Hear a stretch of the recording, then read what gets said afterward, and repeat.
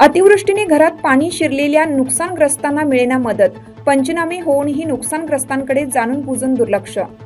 अतिवृष्टीने घरात पाणी शिरलेल्या नुकसानग्रस्तांना तात्काळ भरपाई द्यावी अशी मागणी करण्यात आली। सप्टेंबरमध्ये झालेल्या अतिवृष्टीमुळे सकल भागाचे मोठ्या प्रमाणात नुकसान झाले आहे आणि काही ठिकाणी घरात पावसाचे पाणी जाऊन घर संसाराचे मोठे नुकसान झाले। मौजे कन्हेरी भागातील LIC कॉलनी परिसरात माहे सप्टेंबर 2025 मध्ये झालेल्या अतिपावसामुळे प्रभाग क्रमांक 17 मधील घरामध्ये अतोनात पाणी जाऊन घर उपयोगी वस्तू व धान्याचे मोठे नुकसान झालेले होते। सदरील नुकसानीचे पंचनामे संतोष ठाकूर रमाई आवास योजना प्रमुख हिरालाल कांबळे स्वच्छता निरीक्षक संतोष पाटील ग्राम महसूल कन्हेरी यांनी रीतसर पंचनामा करण्यात आलेला आहे। रीतसर पंचनामे होऊन देखील आम्हाला अद्याप कसल्याच प्रकारची नुकसान भरपाई मिळाली नाही। सदरील नुकसानीची तात्काळ नुकसान भरपाई देण्यात यावी।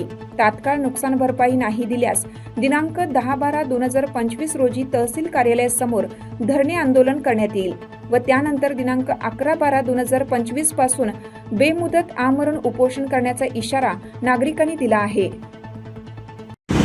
आम्हाला मागण्या जर आमच्या नाही पूर्ण झाल्या तर आम्ही मागही निवेदन दिलेलं आहे महानगरपालिका आणि तहसील ऑफिस आणि कलेक्टर ऑफिसला, की आम्ही तहसील ऑफिस समोर आम्ही उपोषणाला बसणार आहे आमच्या मागण्या पूर्ण होईपर्यंत। विवेक माधवराव साळुंके राहणार LIC कॉलनीमध्ये रहिवासी आहे। हे सर्व जे लोक आहेत माझ्या आजूबाजूला दिसते ते सर्व मोलमजुरी करून आपलं जीवन भागवतात। यांना राहण्यासाठी घरं नाही, घरं नसल्यामुळे त्यांनी एक वस्ती तयार, त्या वस्तीमध्ये पत्र्याचे शेड बांधून ते झोपडीमध्ये राहतात। पण गेल्या सप्टेंबरमध्ये झालेल्या पावसामुळे यांचं अतोनात नुकसान झालेलं आहे। त्यांच्याकडे कुठलं प्रशासन लक्ष देत नाही, कोणी इथला नेता लक्ष देत नाही किंवा आणखी कोण महापालिकेचे कर्मचारी लक्ष देत नाही। ज्यावेळेस आम्ही ते पावसाची पडझड झाली त्यामुळे त्यावेळेस महापालिकेचे कर्मचारी आणि तहसीलचे कर्मचारी यांना बोलवून पंचनामा केला, रीतसर पंचनामा केला। पंचनामे करून ग्राम महसूल अधिकारी तलाठी यांच्याकडे सध्या ते पंचनामे पडून आहेत।